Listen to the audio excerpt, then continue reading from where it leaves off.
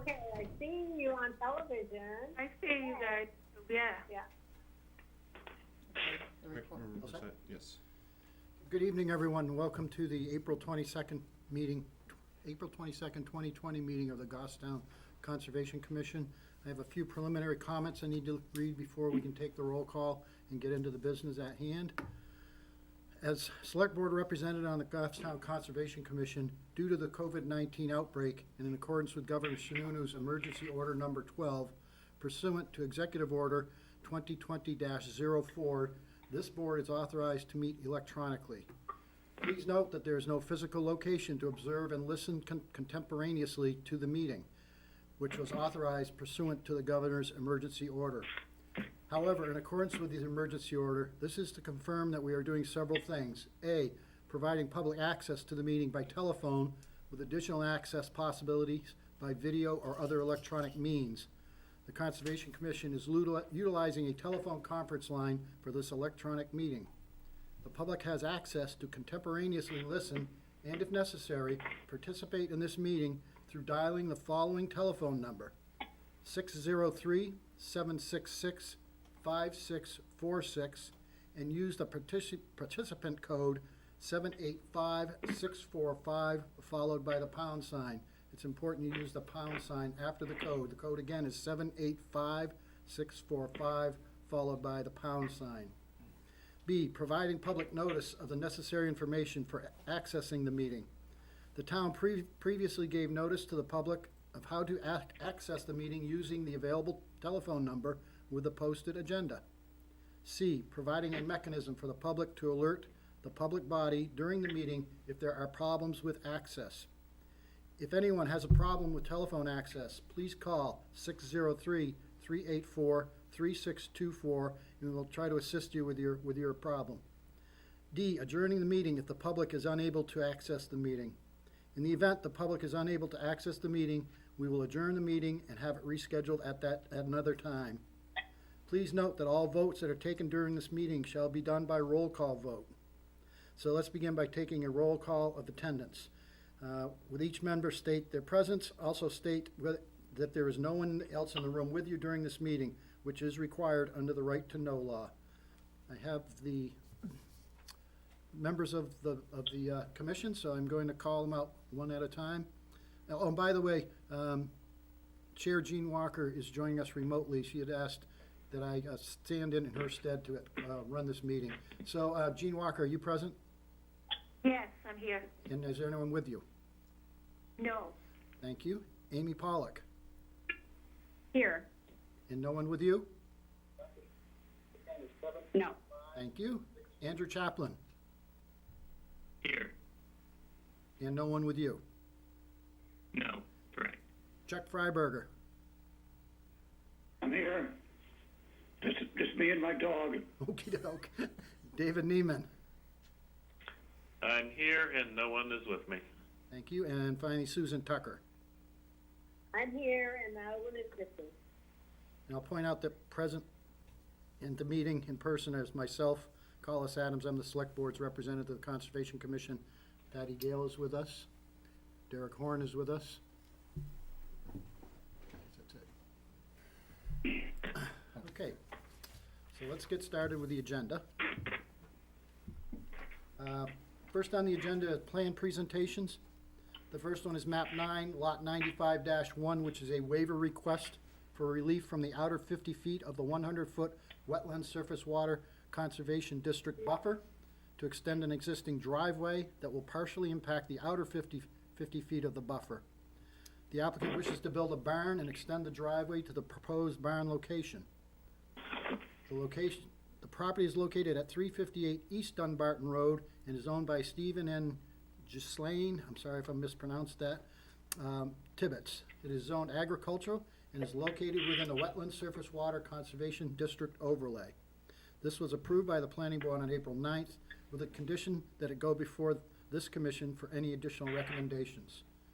Are we having a presentation on this one, Patty? Yes, we are. We have Bob Kilmer from Sanford Surveying here. Okay, if you could just introduce yourself, Good please. evening. My name is Bob Kilmer from Sanford Surveying and Engineering, representing the Tibbetts on this project. Also in the audience is Rick Kohler, the wetland scientist, with us also. Thank you. Okay, so again, project site is at 358 East Dunbarton Road. They purchased this property and to downsize, getting ready to retire, whatever. They now live next door at 358 East Dunbarton Road. With their downsize and this small lot, on their existing lot, they have a 3-car driveway plus a storage shed for their outdoor tractor. Again, what we're looking for is he's looking to build a garage, we call it a proposed barn, basically for storage, 30 by 50, in the back of the lot, outside of any of the, the barn itself will have no impacts on any setbacks. We started in January, brought this into the planning board and whatever else, found out that because the driveway length extends farther than 300 feet, the driveway would have to be 16 feet gravel with 2-foot open space on each side for fire department access, all the way to the proposed garage, plus a 40-foot turnaround for the fire vehicles to get in and out. So what we're looking for is the relief to create the new gravel driveway between the 50 and 100-foot setback. The existing drive was probably 8 to 10 feet wide and ran right along the top of the bank. What we have to do now is slide everything to the south, closer to the septic system, and do the proper radius and everything for the fire department access. So our proposed impact in there will be about 910 square feet.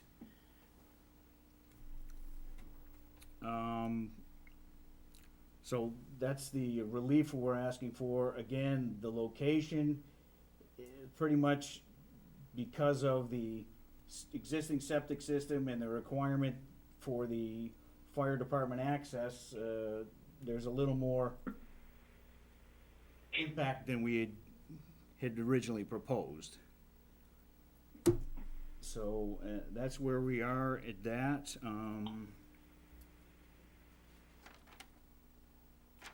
Again, of the planning board, one of the comments they had on that was they wanted the note that we follow best management practices for the construction, and that definitely note that there will be a silt fence or a silt barrier along the top of the bank where it is the closest here until construction is done and it's grown in and settled.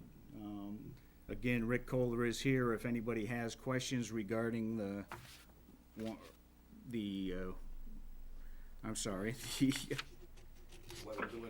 delineation and the report. Thank you. So I just want to confirm, so there's no direct impacts to either Hardy Brook or any of the wetlands on the site. This is merely the, Well, the lot was created back in 1987. right, So we're not impacting the but wetlands. what you're proposing with this driveway and the barn. We're not as well, impacting the wetlands Or the brook. or the brook, Okay, just correct. wanted to be sure that we could confirm that.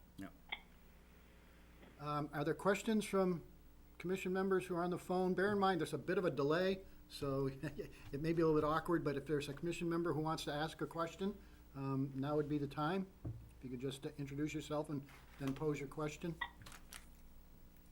Yeah, this is David. So looking at this plan, the new gravel driveway is following existing gravel access. So I was just curious, if the barn wasn't there before, what was the gravel access for? The previous owner had intentions of doing that. He had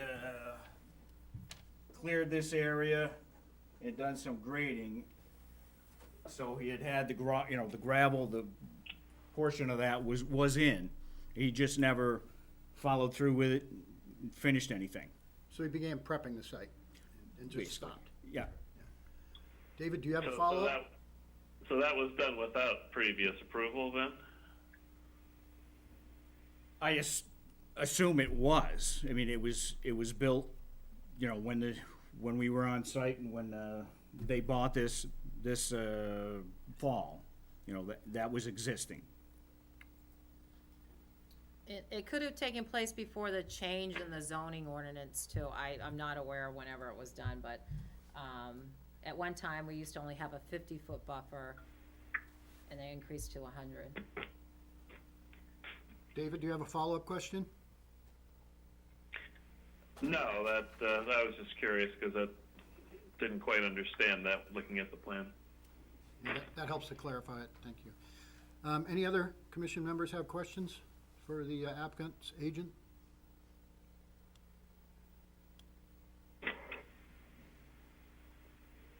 Here, no? Last chance? Anybody? Okay, thank you very much for the presentation. So, just to clarify, we don't have anything additional to add, the conditions of the approval, the conservation supports? Yeah, we need to make some sort of recommendation to the planning board. Or just something for the record that you, Right. Well, this is David. One recommendation I'd like to make to planning is that I find it a bit irregular that the plan is approved first and then sent to us for comment. That's backwards. Yeah. I know these are different times, but I don't see the reason for that. Yeah, the agent wants to respond to that, David. We were given the choice to extend the planning board meeting, but in trying to keep the project on board, we chose to have the planning board meeting, realizing that, yes, we should have come to the Conservation Commission first, and if we didn't, if we weren't living in the times we were, that's the way it would have gone. Yeah, so it seems to be a mere procedural matter that I don't think has any real bearing on the project or the impacts to the resource itself. It may not have much bearing on this project, but I really think the idea of doing it this way is really bad because there may be other cases where we're setting a terrible precedent. So that's my comment, that I think this was inappropriate and I don't want to see a precedent set. Yeah, duly noted, Dave, and I suspect the agent won't be coming before us with a sort of a procedural glitch in the future. yeah, David, they originally were waiting to go to the Conservation Commission, and then the Conservation, we canceled the meeting because of the circumstances that arose with the virus. And so we gave staff, we said, you have an option to go, knowing that possibly it could get delayed, and that you still would need to go to the Conservation Commission. They did try to get onto the agenda, and our commission canceled the meeting, so that is why they just went forward, and if they still knew they were coming in here either way. Okay, as long as we don't do it this way again. Okay, do we need a motion on that, Patty? I think we do. We should, yeah, we should take a motion just to be procedurally correct. To hear a motion, David, you want to make a motion? Well, my comment was about the procedure Yeah. as opposed to this particular project. So is that what you're looking for? Or do you just support Yeah, please. the conditions that the planning board placed on the approval? David, do you want your comment added to that? Yeah, we can do that. Yep. Okay, so I make a motion that I make a motion to support the proposed project, but I do not support the procedure of our comments coming after approval because I think it sets a very bad precedent that could cause problems in the future. Okay, understood. Okay, we have a motion from David. Do we have a second from someone online? I'll second that, Susan Tucker. Susan? Okay, thank you, Susan. So I'll call the vote. Just respond with yea or nay. Gene Walker? Yes. Amy Pollock? Yes. Andrew Chaplin? Yay. Chuck Freiberger? Yes. David Neiman? Yes. Susan Tucker? Yes. Thank you. So the motion passes unanimously. Thank you. Thank you. Thank you for coming in. We appreciate it. Thank you for holding a meeting. And these Now am I supposed to extraordinary wipe down times. the area? Okay, so next, while we're changing seats here, the next Thank you. on the agenda is a presentation. It's map 31, lot 16. It's a variance request to cut trees within the inner 50 feet of the 100-foot wetlands surface water conservation district buffer. The owner applicant is Randy Rickenbach.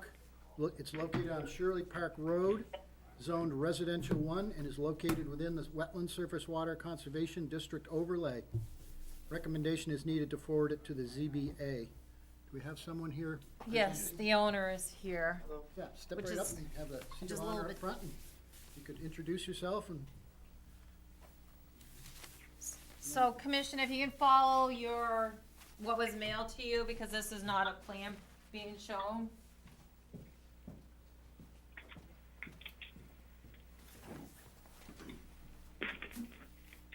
go ahead.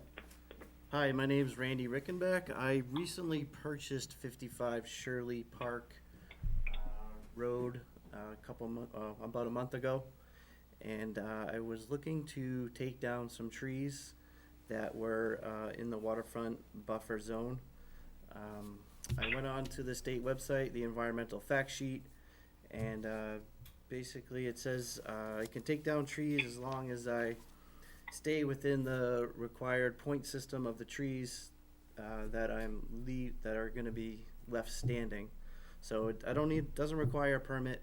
So I'm basically just looking to take down all the smaller stuff that's probably 10, 15 years, just overgrown. Really, property hasn't been taken care of in quite some time. There's probably 7 or 8 really big pines that I'm not touching. None of the big ones are getting touched. There's a couple medium-sized ones that are coming down. But overall, it's all the scrappy stuff that's kind of down the embankment. So it's kind of growing out of the embankment where my lot is. It goes level, and then all of a sudden it just drops about 10 feet down to the water. So there's a lot of scruffy stuff that's just kind of sticking up there, overhanging. So I'm just going in to clean that all up. So it's pretty much what I'm looking to do. So you're familiar with the DES requirements for the 50 by 50 foot grids and the point system within each grid that assigns points for the tree layer, the shrub layer, and the herbaceous layer? It's actually 25 by 50. 25 by 50, right? So every 25 feet, you gotta have 25 points. So a big pine, I think it's over 15 diameter, is 15 points. So there's a point system. However big the diameter is, that's how many points Yeah. you get, and you have to have 25 points every 25 feet of frontage, 50 feet off shore. So, Had you coordinated with somebody at DES? Did you say you had conversation? so I contacted them, and they basically submitted, or told me to go look up the fact sheet, and basically said as long as you're following those requirements, you do keep the point system. Like I said, there's no permit required, unless you're doing excavation, fill, those kind of things. So all the stumps are staying. I'm not removing any stumps. So all the root will be intact for the shoreline and stuff. Okay, so the bottom line is you're affirming that you are gonna comply with all the DES requirements? Yes, yes. Okay, thank you. Questions from commission members? This Gene Walker, that comes within our 50-foot protection for the open water, the lake, and it's really steep there. Do we have less cutting?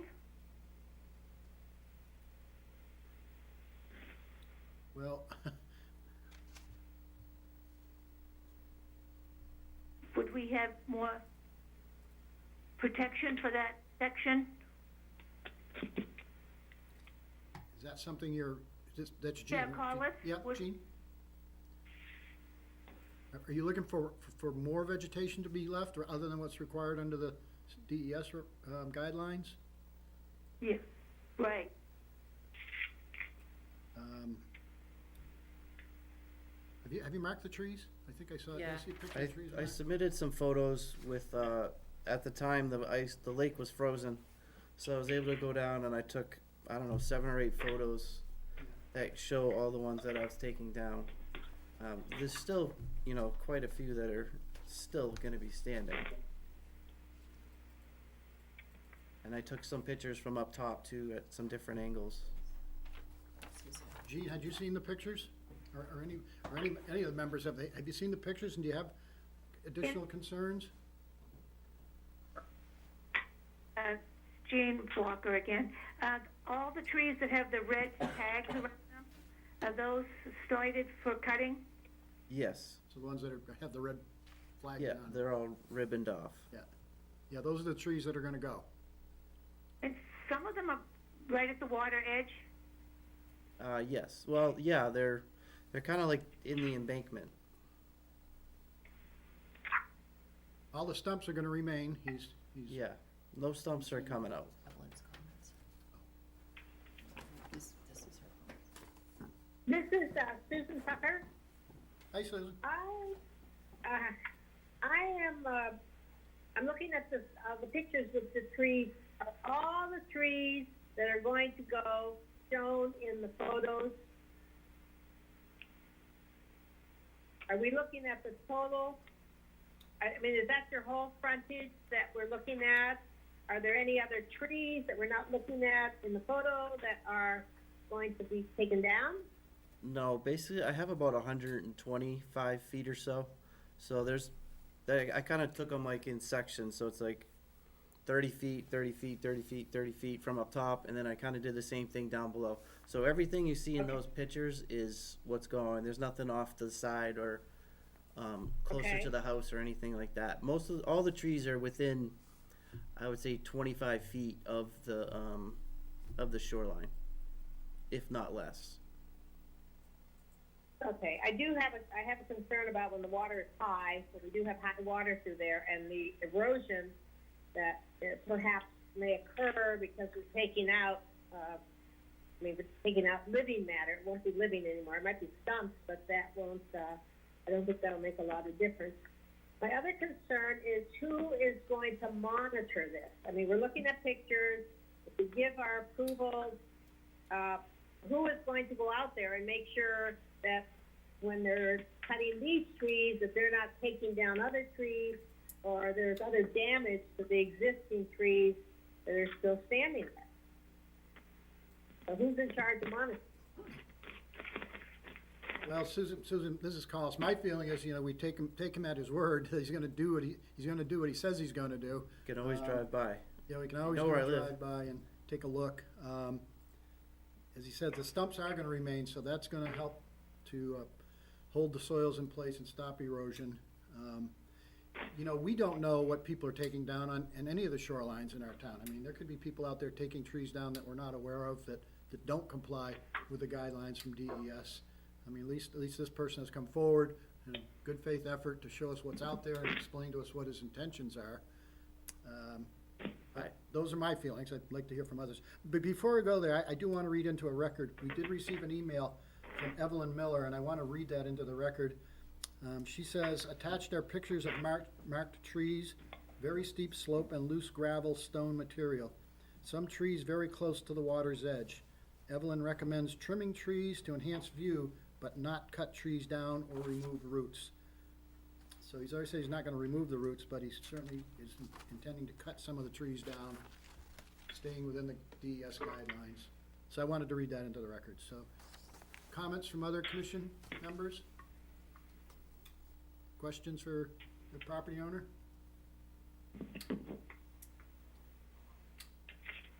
I guess my other question, this is Susan Tucker again. Yes, Susan. If we give our approval for this, I would like to make sure that when he cuts those trees, they don't go into the lake. then they don't become the part of the debris that backs up against the dam. If the water's high, I think it'll be difficult when we have high water in the spring. Right now, I don't know how high water is right now. I haven't been down there. But some of them look like they sit on the gravel facing, which may be underwater. So my second concern is make sure that that material does not end up in the lake. Yep, so what we're looking for is a recommendation from the Conservation Commission to the Planning Board. Certainly that can be part of the recommendation. Can I address that? Zoning board. Can I address I'm that? sorry, zoning board, yes, go ahead. So I had a professional company come out, Bovair and Sons, I believe they're from Goffstown. And, so he's gonna come in with a excavator and cut the tree and then Pull it back. hook it up to the excavator and pull everything up. So nothing's gonna go into the lake that, shouldn't be there. So everything's gonna be taken off property, chipped, and gotten rid of. Susan, did you hear the response? Yes, I did. Do you have a follow-up? I did. Do you have a follow-up question or comment? So I'm not doing this. I'm not personally doing this. Right. It's way too complicated for me to attempt, especially because the trees are going to be down by the water. I wouldn't have any way to get them up there. Right, but as a property owner, you're the one responsible for it, even though somebody else is doing the Yeah, work, so, but I was saying I'm hiring a professional, Yeah. not appreciate that. Joe, not a handyman person to come and take those down. Okay, I guess my next question then, if we're having an excavator, is he gonna have to go down? I don't know what the distance is from the water's edge to the top of the slope. So, sometimes when you have logging, it makes a pretty big mess when you put in, big machinery. So that makes the digging up the soil, so then you have rain, and then you have the soils from the side of the hillside going into the lake. So let me ask a clarifying question if I can. So is it your intention that the excavator will be positioned in the upland on the top of the Yeah. bank? Yeah, so Won't disturb any of the soils and it'll reach down? so the excavator, from what I think is what he's gonna do, I'm not 100% sure, I think he's gonna be up top, they're gonna have a rope or a chain, and they're gonna chain and pull stuff up. So they won't be down in the bottom, there's no room down there, they're not gonna be on a barge or anything like that, they're gonna be up top, and they're just gonna be reaching over, hooking stuff up to chains, ropes, bringing stuff back up on the top, and then taking care of it. Susan, follow-up? That still sounds like a pretty messy job on a steep slope. If we get rain before the growth occurs once they start. I'm just concerned about that, Well, traffic going into. Well, we can make that all part of a recommendation to the ZBA. yeah, I don't want them in if I get rain and stuff like that, they're not gonna be in the backyard, just cause it's gonna be too wet, they're gonna bring machines back there. So it's gonna be probably closer to the, summertime, or, before summer, after spring, when we get the rain and stuff like that. So I'm not having them come in anytime soon, my backyard is already soft as it is right now, so I'm not bringing in heavy machinery back there to do that type of work. But Susan, all of these concerns and the way that they go about conducting the work can all be made part of the recommendation to the ZBA. Okay, This is Gene Walker. These trees are gonna be dragged out? He said he put a chain on them and dragged them I up? think what I heard him say was they're gonna cut it and they're gonna use the excavator to pull the tree back towards the upland. So Yeah. it does not go towards the water, it's gonna be felled onto the property. Am I right, sir? So, a lot of these trees, they're Some of them are small. they're small. They're, maybe 4 or 5 inches in diameter. Most of it is probably the last 10 or 15 years of just neglect and not taking care of the property. They're going every which way. They're not really, half of them aren't even healthy trees to begin with. So he's gonna be cutting those down, and they're probably small enough where even, a couple guys could lift it up, but it's just gonna be way easier to have an excavator at the top. That's gonna have way more power to lift that up to where it's not gonna drag or dig into the embankment or anything like that. He's just gonna be able to lift it up right out of there. He might even bring a crane in, I don't know, but it depends how tight it gets in there. If he has a crane, then there's no way any soil will get disrupted with that, because he'll be able to lift that as high as he wants. And bear in mind, the DS guidance says that any trees that are dead, dying, or noxious can be removed and not be included or counted as part of the point system within each grid.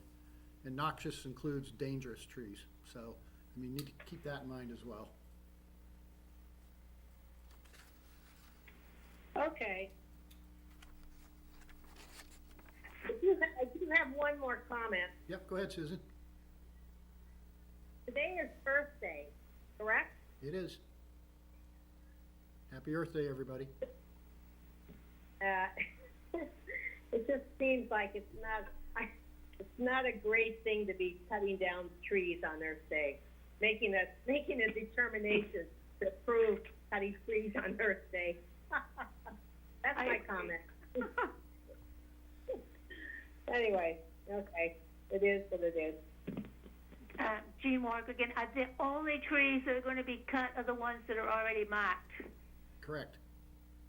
Nothing else will be cut? The owner's nodding his head, yes, correct. The pines can be limbed too. Some of the bigger pines that have low limbs, kind of just scraggly limbs. At the top of the bank, you have a lot of big pines. None of those pines all the big pines are staying. Those are probably 3 feet in diameter. Those are all staying. I'm not taking any pines. The only thing I'm doing with the pines is gonna limb up probably 30 feet from the 30 feet up from the ground. I'm gonna limb up the branches to clean them up.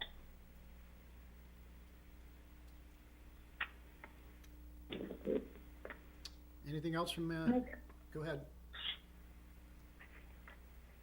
Somebody want to say something? Hi, this is Amy Polak. Hi, Amy. I just want to, I'm looking at photo, I guess it would be number 2, if I'm going through the packet. Are you talking about the variance And- request packet?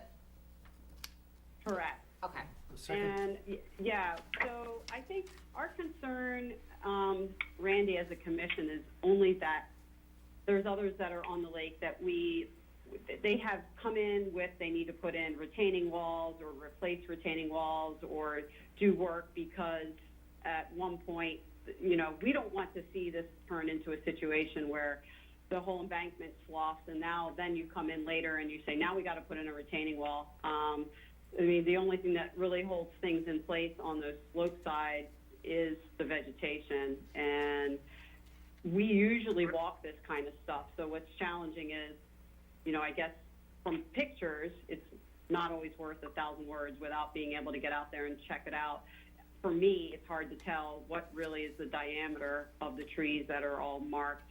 But what we're just trying to avoid is, this bank becoming an issue long term.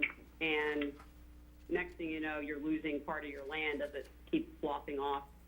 And we just, want to make sure that education-wise, you're aware of, the whole point. We're not trying to ruin your view, but we're really just trying to protect the bank from eroding and siltation of the lake and so on and so forth. So for me, it's hard to tell with perspective as to what really is all getting cut down. And that's just really some comments that I wanted to put out there. And if it gets cut, we want to make sure it's done right. So during the work, there isn't any further issues with what they're doing with soil erosion and washout with sedimentation into the water body. Yeah, so if you look at my neighbor to the left, his house basically looks like what I want to do. So he still has a handful of big pines. He's got a couple oaks, and all the small scraggly stuff is gone. Most of that stuff is it's not even in the embank. It's almost like on the water's edge. It's not really holding the bank up. It's kind of like in the water. And if you want, feel free to stop by. I'm working on the house as we speak. Feel free to stop by anytime during the day, and I can show you all the trees that I want to take down. yeah, and I'll also point out, there are times when it's better to be proactive and take down trees that are leaning heavily out of the bank, so that they don't come down and take the whole root system with them and destabilize the shoreline and when they come down. And so it's not uncommon for people to come in and be proactive and take them down before they do, much greater damage to the shoreline.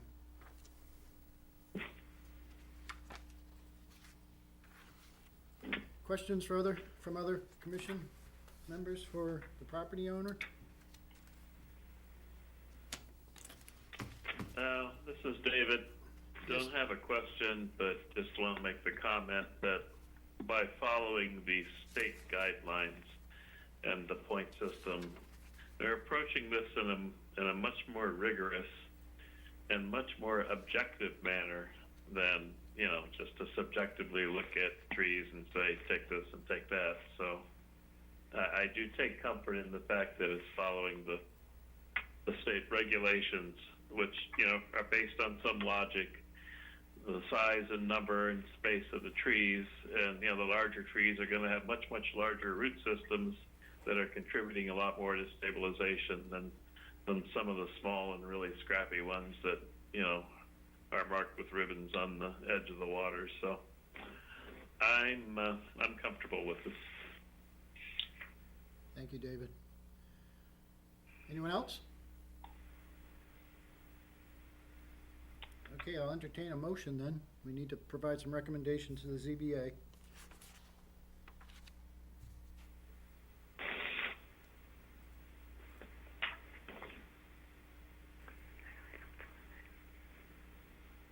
Susan, you want to make a recommendation? You seem to have articulated most of the concerns fairly well relative to positioning of equipment and which directions the trees are felled.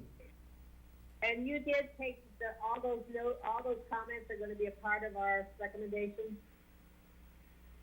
They'll be in the minutes, but if you want to make a specific recommendation, I think now's the time to be as specific as we can be with, what our desires are. I mean, I've heard concerns about making sure the trees aren't cut and felled into the water, making sure that the equipment is located on the top of the bank, away from the bank, and that it doesn't disturb the soil or cause any erosion into the lake. What else am I missing? Follow the DES guidelines as far as tree removal. Am I missing anything else? No. Patty? no, I think that's Susan, good. am I missing anything? Follow. I think that, for me, that covers what my concerns were. I don't know, Jean or somebody else, do you have any other, David, do you have other concerns then that we put in the motion? My concern is that nothing else is taken other than what's marked. Yep, understood. And maybe care is taken then not to damage the existing trees that are being left there. That part of Right. the. If an excavator comes in and drags those out, No, he said they're not gonna do that. They're gonna cut them, and with the excavator, they're gonna pull them towards the upland so that they fall in the upland. Right, okay. Would you be agreeable I to would- notifying us when the work's done, just so we can go take a look at it? Yeah. Okay. Right. Amy, do you have any other concerns? No. So Do you have a Susan, suggestion how we should, how we should word this motion, because, Patty, can you, why don't we have Patty read back what she's got and see if it's to your liking? okay. One thing is you want to leave the roots. You didn't say that, so I was adding it. Leaving the stump, roots. Do not cut the trees if they fall into the water. Proper erosion control with the equipment, so it doesn't disturb the riverbank. Follow New Hampshire DES point system. Only cut the trees that are marked, and we'll notify the commission when the work's complete. Susan, does that cover it for a motion from you? I'll word it better. Right, yes, I think so. I just didn't, what I'm trying to say is, I'm not excited about the fact that there is the cutting happening within the 50-foot setback. But I understand that the rules and the state and the laws allow this to happen. So I'm trying to think how to word the motion which says that, you know, we're not, make a motion, but I'm not, we're gonna approve, you want approval for the cutting? No, you're gonna make a recommendation to the ZBA. If they grant the variance, that these are the recommendations you believe that should be put in place. Okay, so moved. Thank you. Susan, somebody second the motion?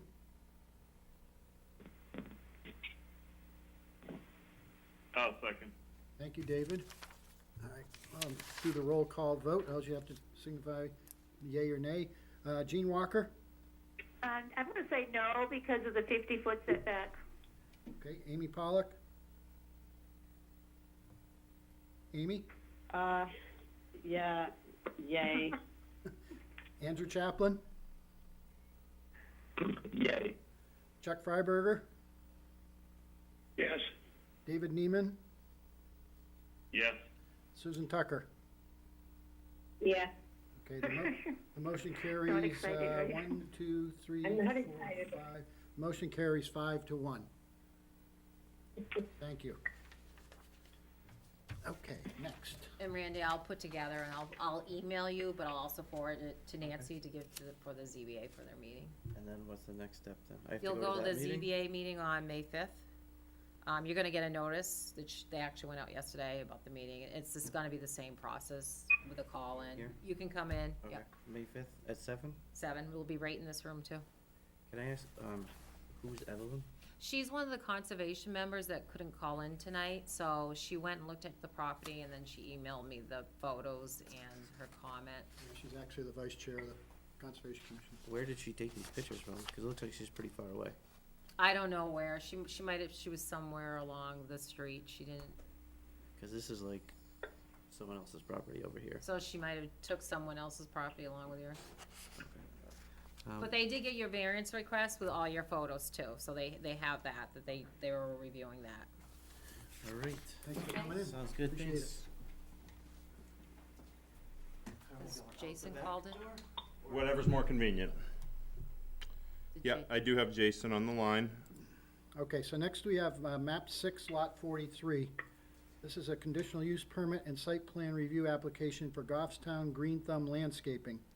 The applicant and Teresa Mahoney and Jay Barron, owners, for a proposal to convert a single-family home into a landscape nursery with retail shop garden center. A conditional use permit is required per section 7.4.3 of the Goffstown zoning ordinance, as the lot does not meet the frontage requirement that allows for a second driveway access. This property is located at 278 Mass Road, and it is in the commercial industrial flex zone. Recommendations are needed to be forwarded to the planning board from the Conservation Commission. So we have a presentation. Hello, can everyone hear me? This I is can. Jason Hill. Could you just identify Hi, hello. yourself and your affiliation? Yes, my name is Jason Hill. I'm a engineer with TF Moran. Here on behalf of the applicant, Okay, who is Goffstown Green Thumb Landscaping, Adam Vermakowitz, a local company out of Goffstown. This project, and we appreciate your time tonight. And I say this because I've been doing a lot of work with Goffstown lately. The town of Goffstown has done a really good job in keeping things moving, you know, in terms of the economics and business aspect of things, as well as any town or city that we work with these days. So we appreciate all of your time, you know, during this, you know, these days, you know, how things are, the environment or everything, and appreciate the fact that you guys are still accommodating or open to getting things the normal way of application procedures as much as possible. But thank you for recognizing that, we appreciate it. Yeah. It is a little, it It's is a a lot of little work. challenge. that's a real, that's the real thing. It's not just something that I say to every town. When a lot of towns aren't operating that way. And I meant to come to the meeting tonight. wasn't able to come to the meeting tonight. I know it's more effective in person, but hopefully I can, get you through the the proposal well enough, and we can go from there. But, so this is the property that's, basically it's across the street from the Irving station, which is at Henry's Bridge Road. There's a vacant house, single-family house on the property. This is an area of town that was recently rezoned from like a residential use area to a commercial industrial plex. So there's a lot of residential structures like this that are either will be converted, changed in use, or just demolished and reconstructed over the course of the future economic development plan for the town of Goffstown. It's a small site. There's really an intermittent, it's a ditch, which is an intermittent channel that basically crosses the front third. It cuts the parcel into like a front third and then a 2/3 rear area. This is a channel that's really flashy, ephemeral, or it's an intermittent channel. And it's, like I said, I bisects the parcel. The parcel's an acre or two area total, with the house being in the front and a field, kind of just, I think it's just overgrown the yard in the back, so it's now grown up into just overgrown vegetation. And it has two curb cuts, just for one for on the east side, one on the west. And on the east side, the curb cut is attached to just a garage, and then on the west side there's a curb cut which was just a driveway curb cut. And we are proposing to change the use of this building, basically keep the building intact, and convert it into a garden center, which would be similar to what you'd see there's a business called Grasshoppers right out west of Goffstown. A very similar style business to that business in appearance and use. So this would be a nursery center, like a retail and some wholesale, but it's not a big lot, so it's not going to be like a bro shoe or anything of that nature, but open to the public for nursery product. And the building will be just utilized as like a retail space. The first floor of the building will be converted into like a retail, or you can buy certain like local, I would say farm to table grocery and small grocery and miscellaneous retail goods like that, with some second floor office space. But the building itself will not be no additions or anything like that. And we demolished the garage. And really the preferred building program, so we're going before the planning board in Goffstown for the site plan approval, and we are also filing for a DES dredge and fill permit for a minor impact, which I know you don't have in front of you. It will be coming before you, and I can meet with you next month if there's questions. But so there's a minor impact here for the crossing of this intermittent channel. But I'm looking for both your support or recommendations for the DES component, which is for this impacts to this intermittent channel, as well as for the site plan for the Goffstown Planning Board process. And I'm meeting with them tomorrow,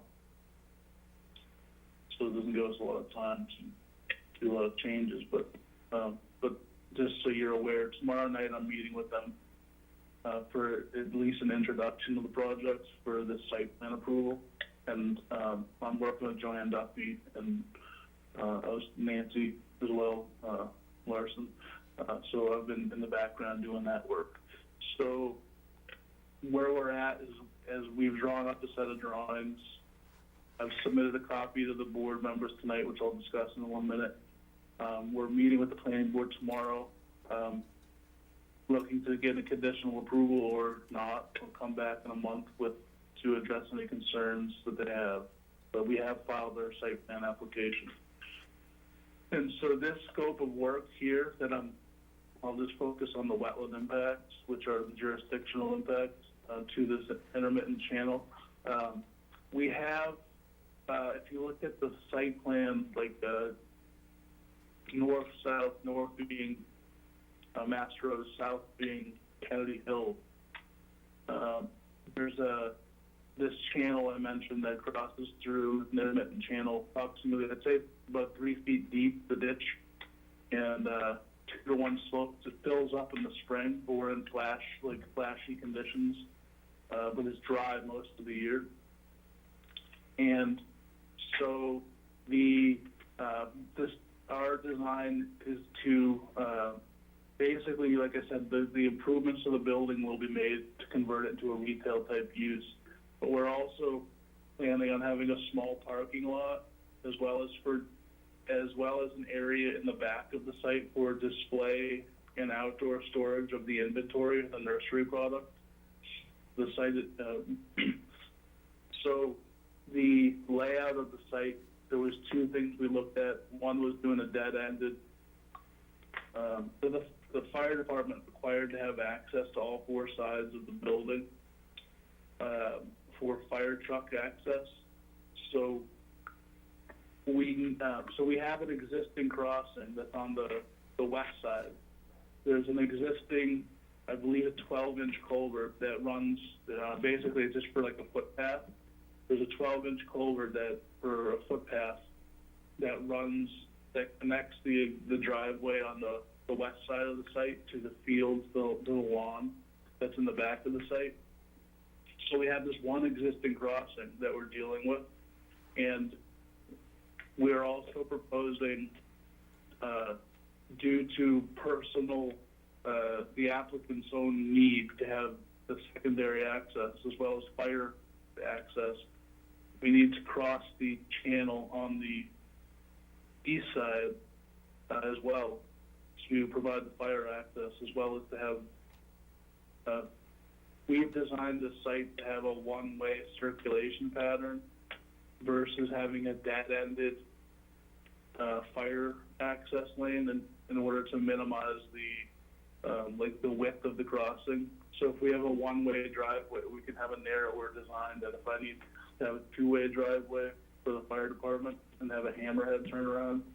So it's preferable from our point of view and my client to have this one-way clockwise circulation pattern, which allows us to have a minimal driveway width at the wetland crossings, as well as for access for like he'll get some type of landscape truck deliveries. So if you have a non-U-shaped driveway and I had a single dead-end driveway, then I'd have to make a bunch of 3, 4, 5-point turns to exit the site. So based on those combination of factors, this is the preferred layout plan, which is a one-way clockwise circulation with 2 crossings, the one existing crossing, which we would upgrade, and then the new crossing on the east side is the drive. There's a garage right now on the east side of the site, and it's dead end. So to make this U-turn connection, we'd add one new crossing, and we would upgrade the existing 12-inch, CMP that was basically failing. And so now we'd have 2 new culvert situations. And that's basically the impacts of the jurisdiction in Goffstown is I need, just in terms of your own knowledge, the zoning board does not have any buffer areas on this property because it is a commercial district, and the area of the wetlands is not large enough to have a buffer zone attached to it. So I don't need any permit or special permits to work within a buffer here. I do need to get the DES crossing permits for these culverts. And I'd like to note that there's a wetland of higher value that's kind of on the south of the property. If you're looking at the site plan, you can see the wetland area where it's right to the, if you're looking at the plan, there's a trailer that's kind of in the woods on our site that's on the south side of our site. And you can see a finger that sticks out through the woods. Well, that's a wetland, a natural wetland area of higher value. We've limited our site work to avoid any disturbance or like clearing of any land in that vicinity of the site. So we're only asking to basically upgrade one culvert from an existing 12-inch culvert to a more appropriately sized culvert, and then to have this new culvert crossing, which is required for the fire department to, well, as well as sought by my client for just access and for access and for convenience, rather than having a dead-ended road where their trailers would have difficulties like leaving the site, making multiple turns. I'm sure there's more details, but I've probably talked long enough at this point, so I'll just open it up for any questions that you may have. Okay, so thanks for the presentation. So I just want to clarify, so you are going to be going, to be submitting an application to DES. It looks like there's 4 pipes you're going to be installing. An 18 and a 24 in one location, and then twin 18s in the other location, is that right? Yeah, well, that's pretty much right, although I've recently changed looked at the hydraulics, and we feel instead of the mismatched culverts in terms of sizing, it would be twin 24s at each location. Okay. Instead of the 18 twins and the 18 and 24, it's more appropriate where we propose twin 24-inch culverts. Yep. And this discharges, by the way, into there's the abutting property downstream to the east has a head wall with it's an open head wall, open-ended head wall. And I think it's a 24, and I think there's a 15-inch like overflow head wall, or overflow pipe in that, which I reviewed the DOT plans from when they, in the 90s, constructed Mass Road. That connects to the closed drainage system so this whole thing feeds into Mass Road, the closed network. Yeah. It ultimately discharges into the Piscataqua, to somewhere down the hill there, below the Irving station, but it's captured into a closed network. And I think this ditch is dug. I've been out there with our wetland scientist, Chris Danforth. We walked it to try to get a feel for it. It just drains a bunch of, I believe when they developed this area for back in the day, it's an area, it's a transitional area where you have like the Kennedy Hill side that's fairly steeply wooded, and there's a big drainage area that it meets this flood, it's not a floodplain, but it meets there's a change in the topography associated with like the general like river corridor, where you have this hillside it basically becomes a valley, a small valley. And so this channel is it's a man-made channel, we believe, and it was constructed because it crosses multiple properties, abutting properties in the backyard area. So I'm sure that it was built by those homeowners or contractors to take those flashy storms that we get, and obviously keep the water away from the structures. So that's the general nature of the resource area that we're talking about. It's basically like a peak control type of situation here. Just so you know, we're dealing with in terms of the type and the values. We'll have the functions and values report, which I haven't submitted to you, but the the assessment I'm going to read right now. I just got finished because I'm going to submit the wetlands report. It's very limited functions and value due to anthropogenic influences the proximity of the existing building and the discharge to the municipal storm drainage system in Mass Road negates any connection to an aquatic resources downstream. They say that our scientist says that the stream may function in transporting groundwater, seasonal groundwater discharge, but it's little benefit to the immediate vicinity. So we don't feel that this, although there's some value, it's not a highly valued resource, and we're mitigating it, I believe, with the design that we're going forward with, which is to have the one-way driveway where we can at least have a narrower driveway condition than if I needed to design for like a two-way driveway to support a fire truck turning and backing out of the site.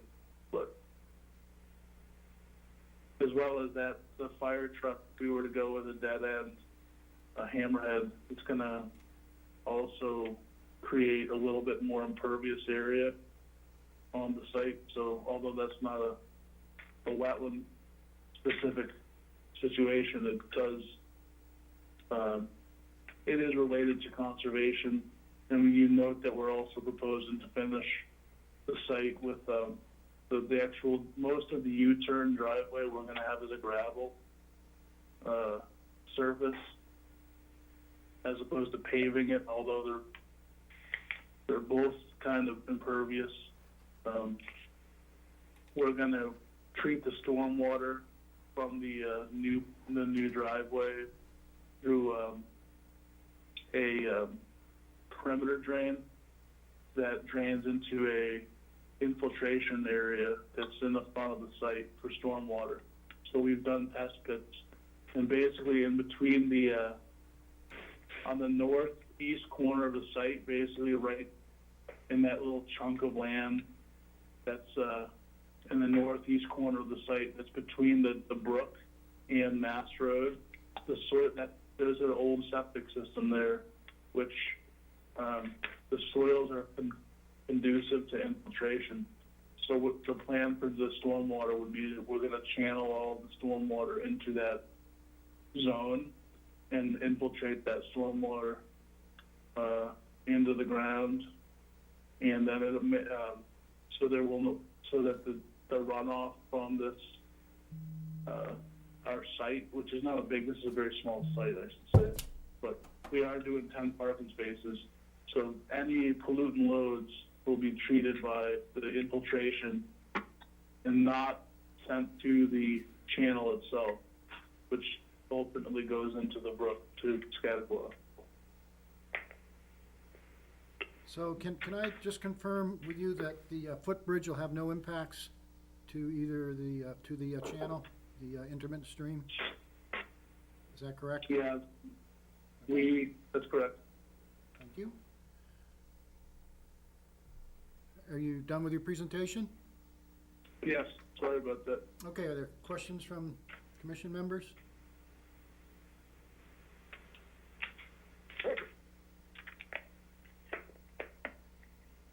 This is David. I guess the main thing that we will be commenting on would probably be the application to DES for the dredge and fill, putting in the culverts and stuff. Is that correct? Which isn't in front of us right now.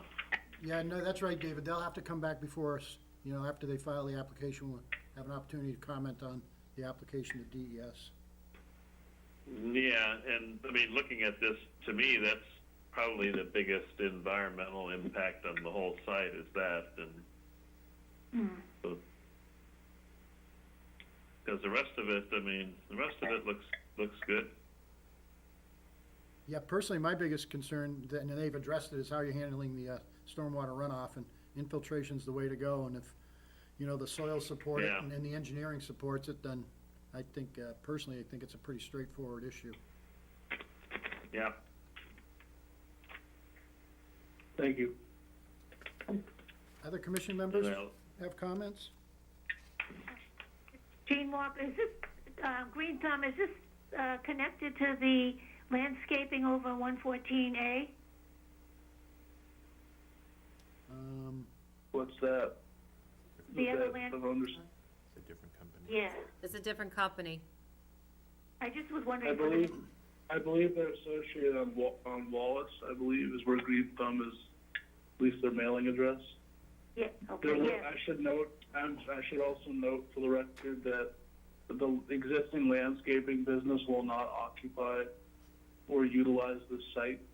It'll remain where it currently lives, and this is kind of a new venture, offshoot of that business, so there won't be any of that. Those trucks and such won't be parked on this site. will they be on the, site that you can see off of 114A, that other site? That's a different business, No, Gene. no, I don't believe so. They're located on Wallace Road. Oh, okay, yeah, I was just checking, yeah. And thank you for showing the snow storage. That looks good too. Usually we have to ask for it. I've heard it enough times, should have learned by now. So, comments to And council. I apologize because I meant to have tonight for you all, I wanted to have the wetland application before you to discuss. I have no problem coming back, and I'm happy to come back next month and we'll talk about it. Because like I said, I'm actually, I believe the submission will be made to the clerk either tomorrow or Friday. It's together.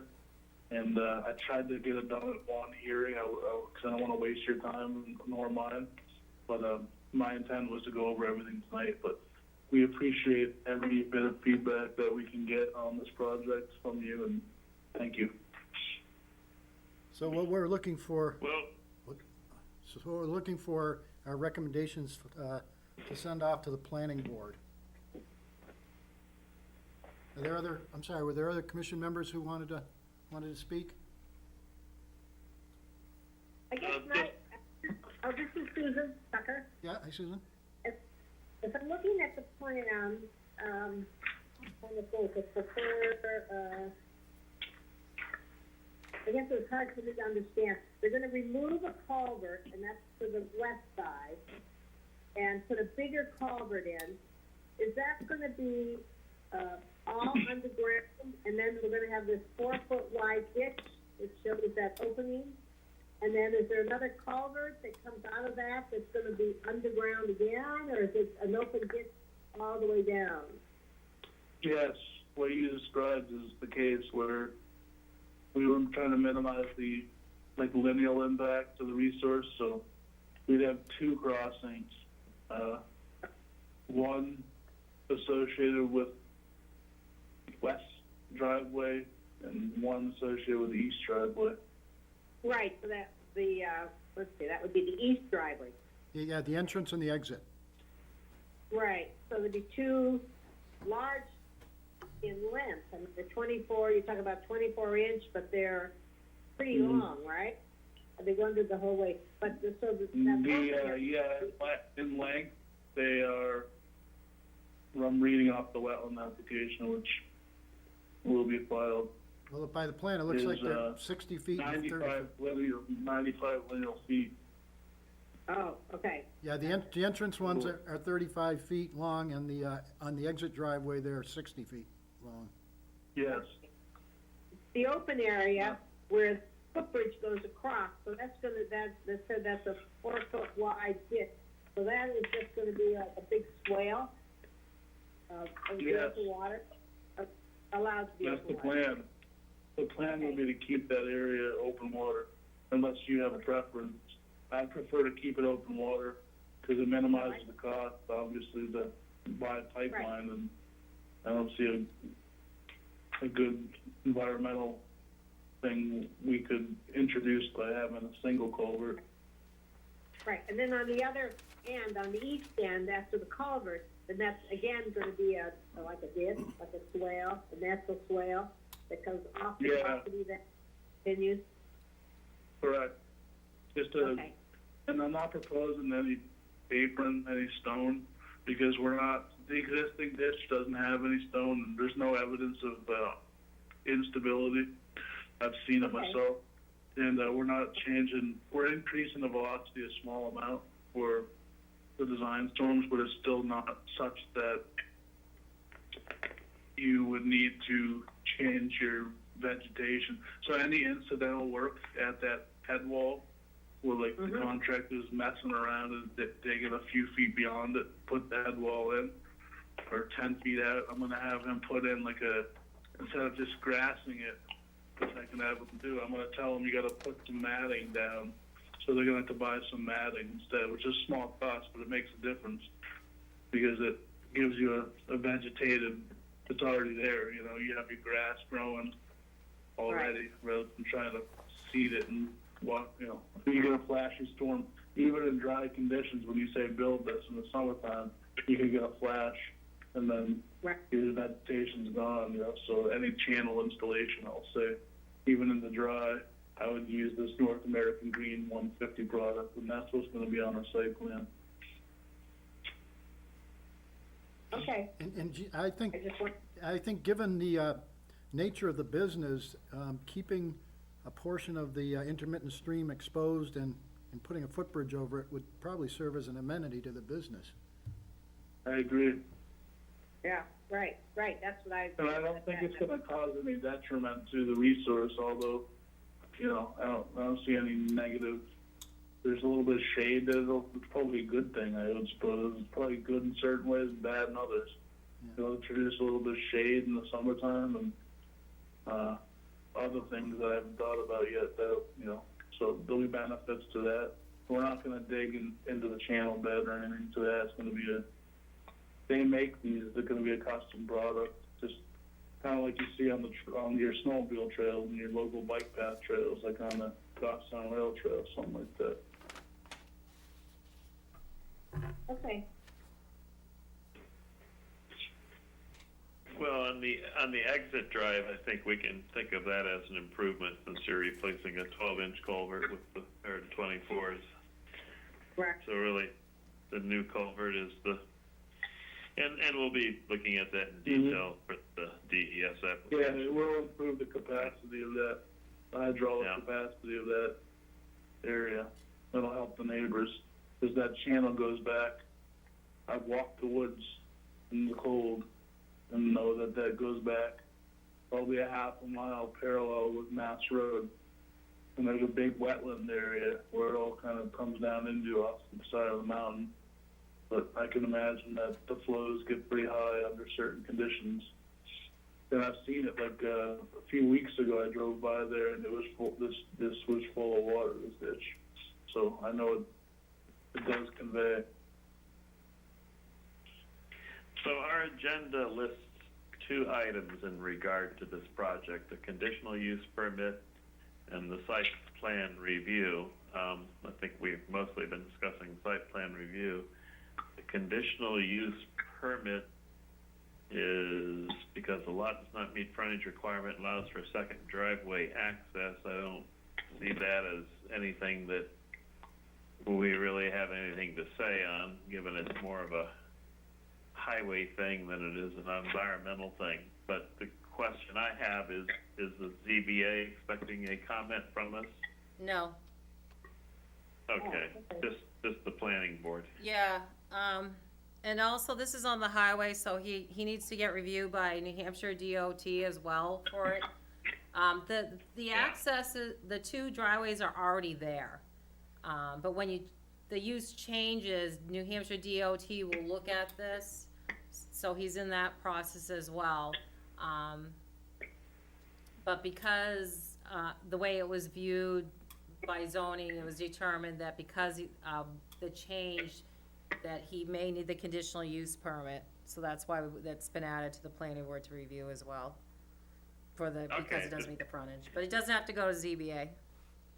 Just wanted to make sure we didn't need to send them anything, even if it was no issues of concern statement. Okay. Yep, I would suggest whatever recommendation we make to the planning board, part of the recommendation would be that we reserve the right to make further comment once we see the actual application to DES. Oh, yeah, absolutely. That should be a condition of what we say, because we haven't seen that proposal yet. Yep. Although I think we'll have a pretty good idea of what's in it after reviewing this. So are your comment's gonna be that you have no issues of concern, but you reserve the right to make further comments once the application for the wetlands permit for New Hampshire DES has been Well- submitted? I specifically meant there would be no issues of concern regarding the ZBA's issue, Okay. which isn't even an environmental issue. Right. That's why I asked if they were expecting something from us, because sometimes they do ask us. We can break that out Interesting. as part of our recommendation. He's exempt from the Wetland Surface Water Conservation District because of the zoning is commercial industrial flex zone. I understand that, and I think based on the presentation that despite being exempt, that some care has been taken to not interfere with the more important natural resource that was back in the south end. So I appreciate that. Thank you. I don't really have any concerns with this. I think it's pretty well thought out, but anyway, that's just my opinion. David, Thank David, are you prepared to make a motion?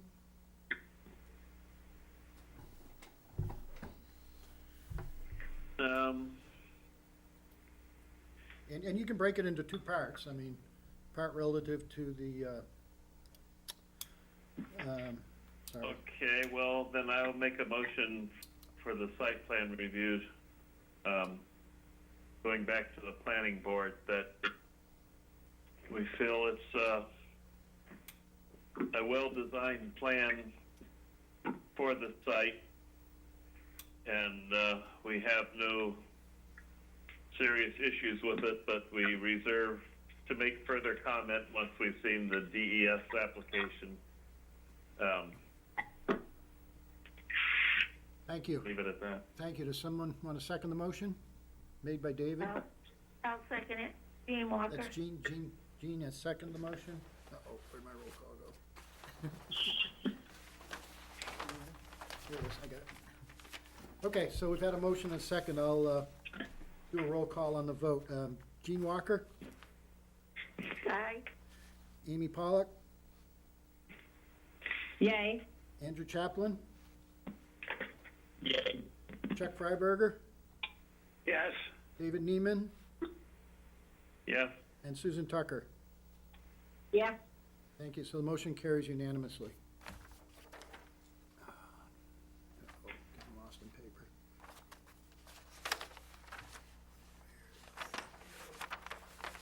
Then what's next? The car wash, Then, right? yep, then, do you wanna read it?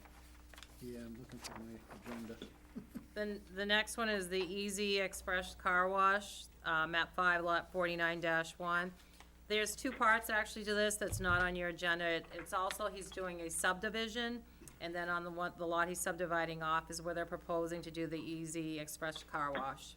It's zone, commercial industrial flex zone, and again, this will need to make a recommendation to the planning board, once he submits the application. Thank you. Someone presenting? Yes, this is Jason again, is presenting for this as well. So thanks, and I haven't submitted to the planning board yet. I'm submitting it on Friday, so I'm gonna keep this shorter, and we're gonna go on a higher level, I suppose, on anything I should be concerned about. This project is, there's no specific relief, there's no wetland impacts, there's no other sensitive areas or aquifer zones or anything like that. This is a project, there's a vacant piece of land, I think there used to be a residence with a barn. This is next to, this is down the road about a half a mile to a mile from our last site. This is on Mass Road. This is adjacent to Mike's Auto, and there's also an automotive used car sales across the street. It's kind of in an ambiguous position along Mass Road. It's right before where the power lines, if you're driving from Manchester to Goffstown Village, and the lines cross, and you can look up and see all the boulders, you know, that big cut, that big crossing for the Eversource line. So that corridor cuts through the back of this site, and it crosses Mass Road a little bit to the west towards the village before you get to Wallace Road. So it's a 13-acre property. It was, again, same.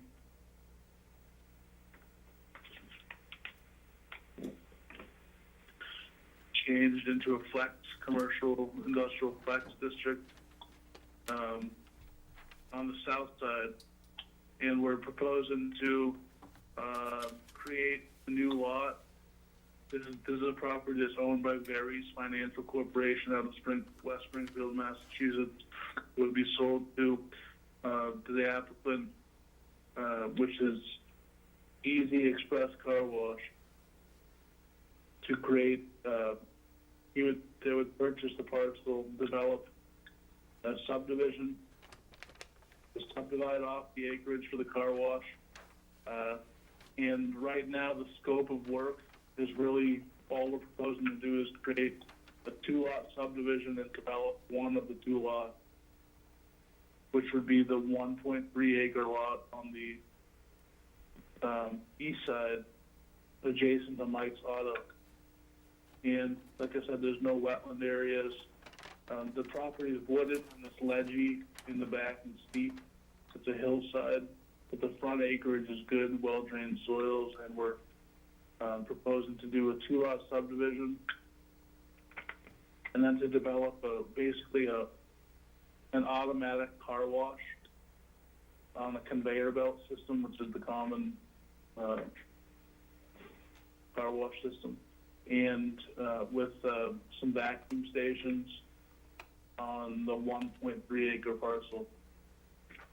And we're going to the planning board in May for site plan approval, and there's no wetland impact or anything of that nature, but we're designing our site to minimize any environmental impacts and impacts to any of the jurisdictional areas. So I'll just leave it up to you with any questions that you may have.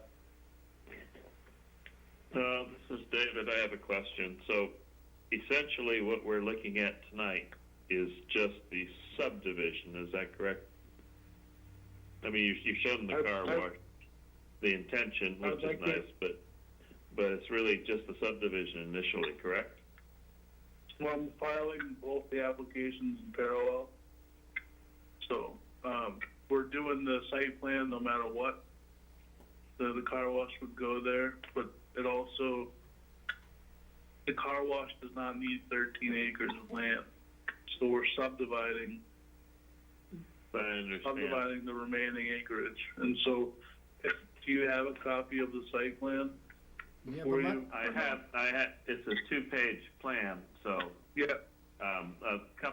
First comment is, I mean, you were describing where it was. I mean, the plan really should have better locums mapped so we can actually be able to look at it and clearly see where it is, because it's not clear at all looking at this.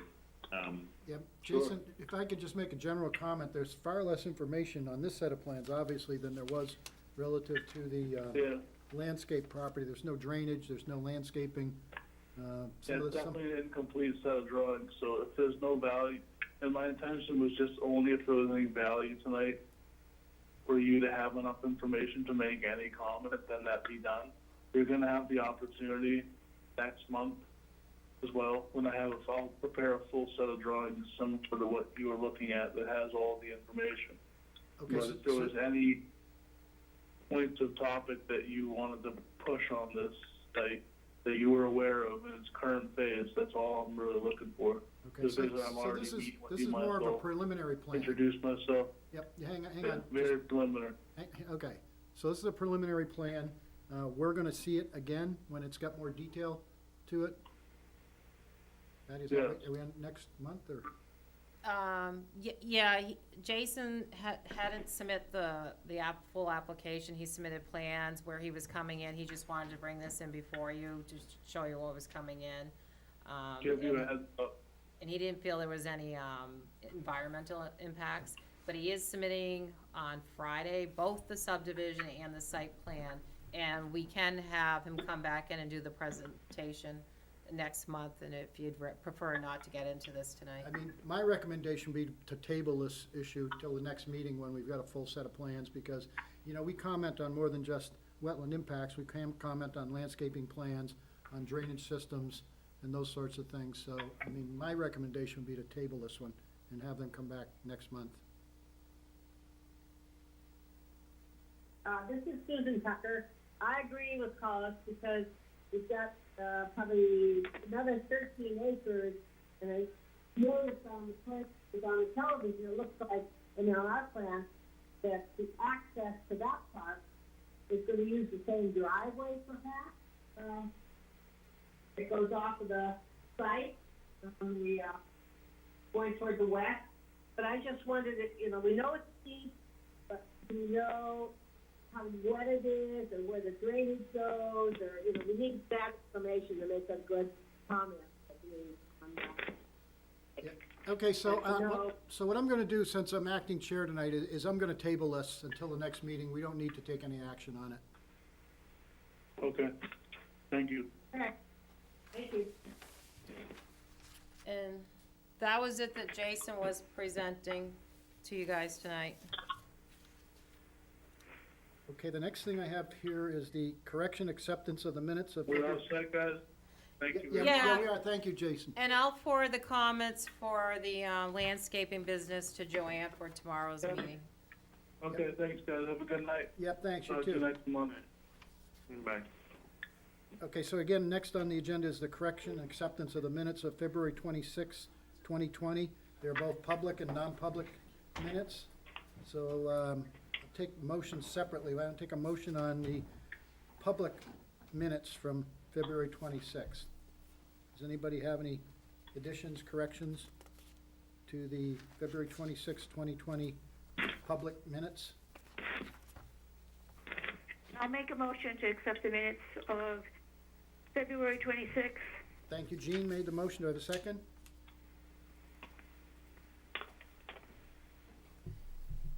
Anyone? I'll second.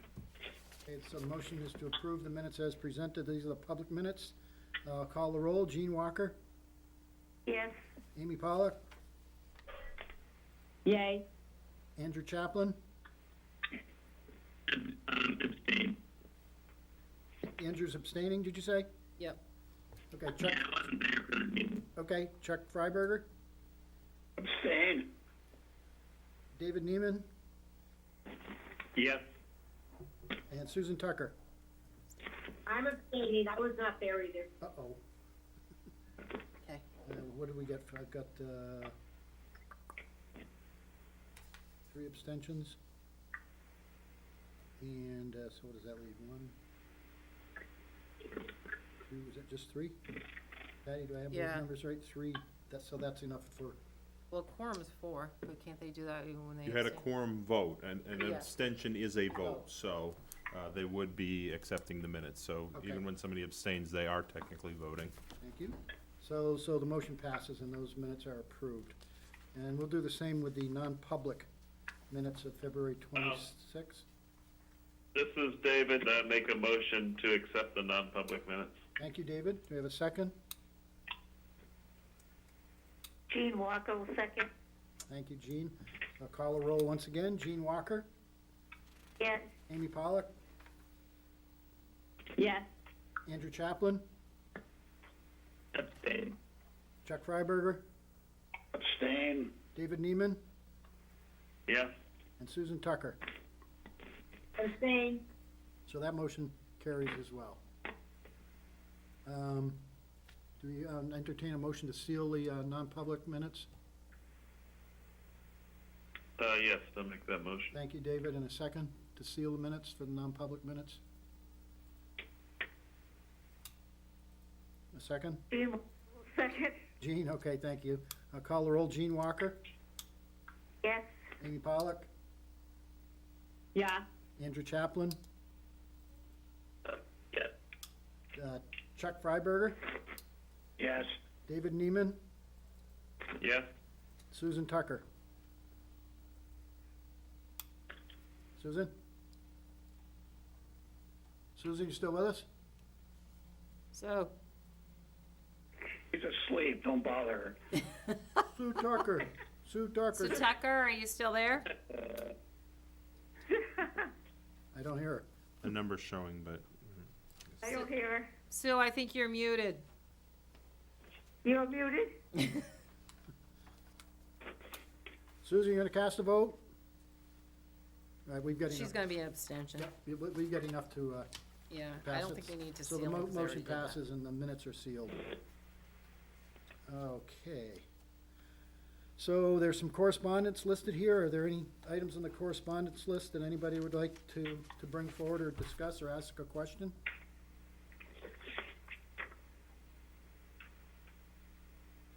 Nope. No? Nothing from anybody on correspondence? Okay, let's move forward. There's 2 plans to review. Oh, you're right.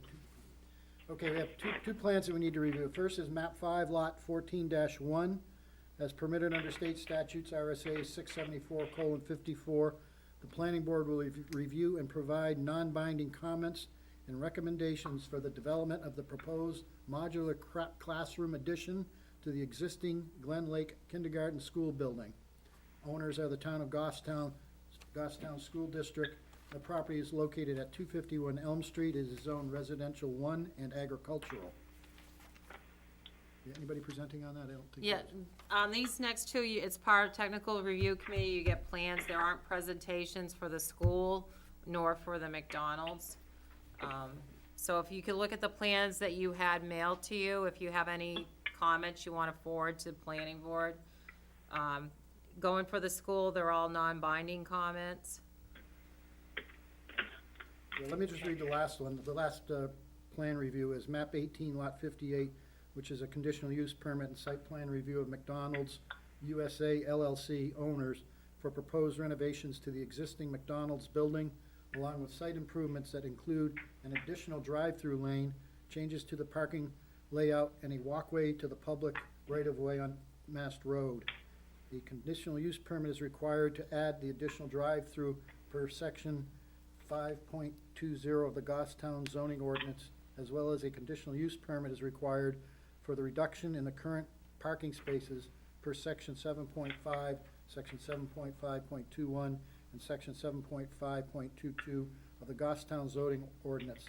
The property is located at 569 Mast Road, and it is zoned commercial. I think everybody's familiar with the site, at least where it is. And what are we doing with this one tonight?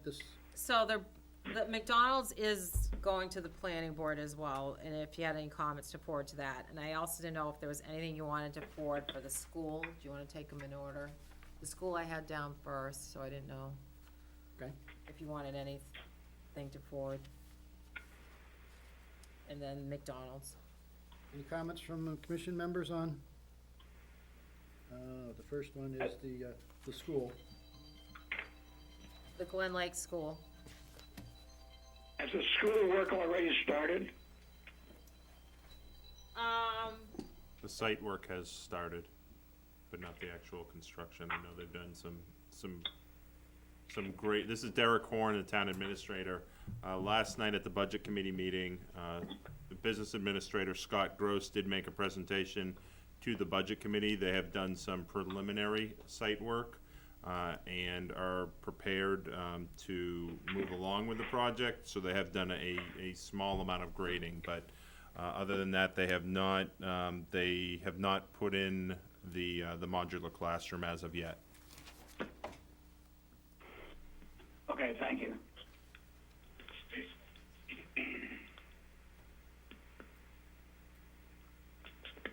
And you can have no comment. Doesn't seem like there's much point. They never listen to anything we say anyway. I agree with, Would you like to make a motion? No. Be nice.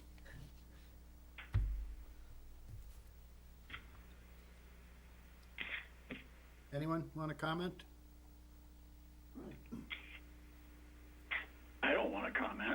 I don't wanna say anything about it.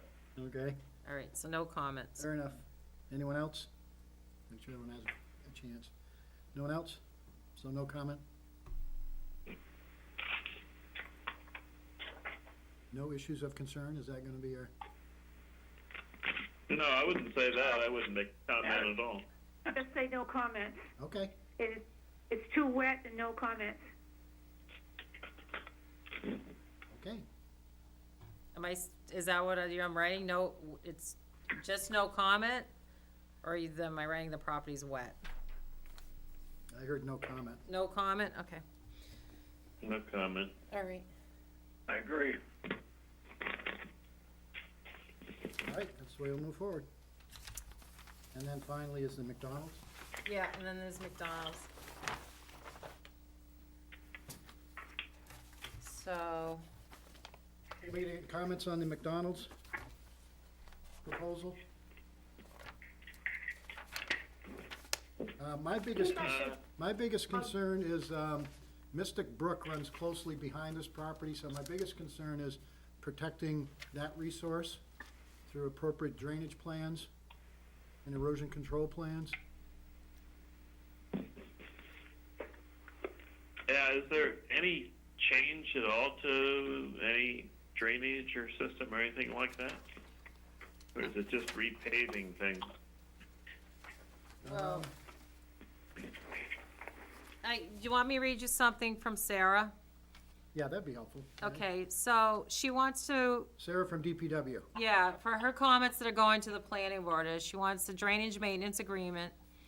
If the proposed dumpster cannot be relocated, DPW is requesting the following due to the proximity to Mystic Brook and the site's location within the town's MS4 area. A catch basin insert to remove trash and oil, specifications to be submitted to DPW for approval. Annual testing, including in the drainage maintenance agreement.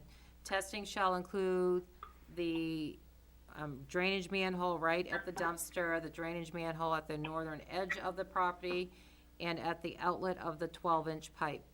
Samples shall be analyzed for ammonia. Detection limited shall be at least 0.05 milligram.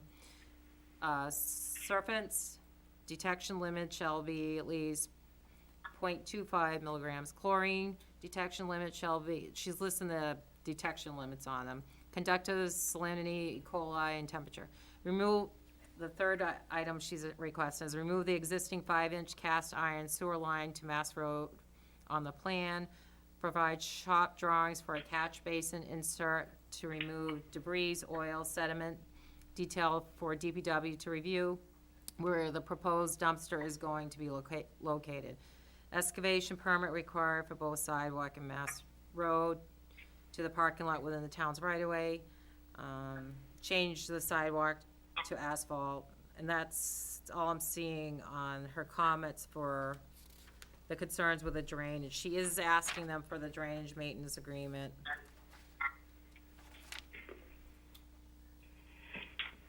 Yeah, and that's all I'm seeing for that. Those were DPW comments.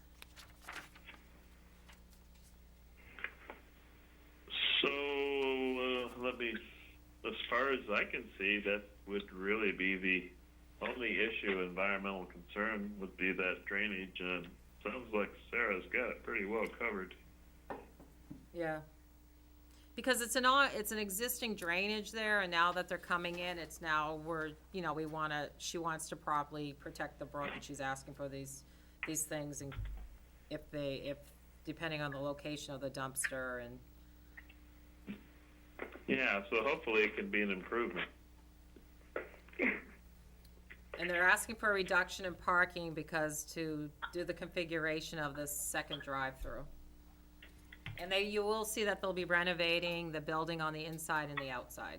They'll be improving the building.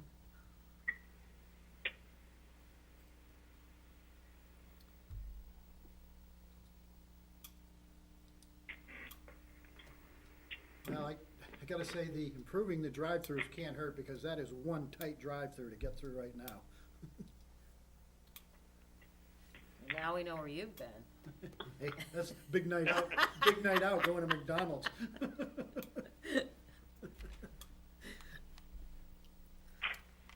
Anybody else have any, comments?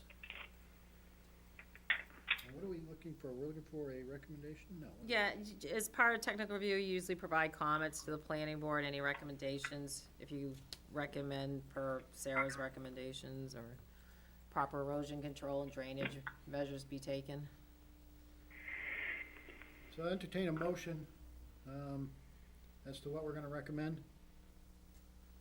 It sounds like, go ahead, I would Dave. say something along the lines of our biggest concern is with handling the drainage, and, you know, and that we would recommend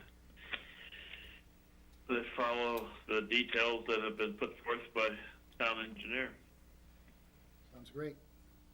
It's a motion by David, do I have a second? I'll second it, Susan Tucker. Thanks, Susan's back. Susan, you, Okay, so we have a motion and a second. I'll call the roll. Gene Walker, yes, Amy Pollock, Yay? Andrew Chaplin, Yay. Chuck Freiberger, Yes. David Neiman, Yes? and Susan Tucker. Yes, Thank you, the motion passes unanimously. Next on the agenda is other business. We have our typical open space. David, do you have something you wanted to present? Do we need to go into non-public, or? No, there's not really any new development since the last meeting. We're just waiting for work to be done. Okay. Any other business to come before the commission? Entertain a motion to adjourn. so moved. That was Susan. Yep. Second? Everybody- Okay, is that Chuck? Chuck, yes. Okay, thank you. Call the roll. Gene Walker, yes. Amy Pollock, Yay? Andrew Chaplin, Yay. Chuck Freiberger, Yes. David Neiman, Yeah? and Susan Tucker.